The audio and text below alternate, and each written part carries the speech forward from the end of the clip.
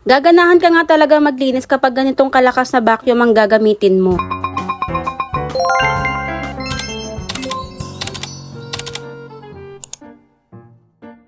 Kakarating nga lang itong Derma vacuum cleaner na in-order ko at syempre in-unbox ko na kagad yarn. Multipurpose na nga itong vacuum na to dahil meron nga siyang 3 brush head which is floor brush, flat brush, and round brush. 2-in-1 na nga rin to dahil pwede mo siyang gamitin as handheld at pwede mo rin siyang kabitan ng rod. Sobrang dali lang niyang ikabit, so ipapasok nyo lang siya dito at ilalak. At ito naman ang kanyang 1.2 liter dust filter box at nakakabili nga rin ng bukod na filter nito kung sakaling kailangan nyo na extra. Sa pagkakabit naman ng brush head is ganito lang naman kadali kasi depende nga kung ano yung gagamitin nyo. Sakto nga at kailangan ko na talaga maglinis ng bahay at so nakita niyo naman siguro kung gaano siya kalakas umigop, 'di ba? Pwedeng-pwede nga rin natin 'tong gamitin lalo na sa mga sulok-sulok ng bahay natin na hindi natin masyado nalilinisan.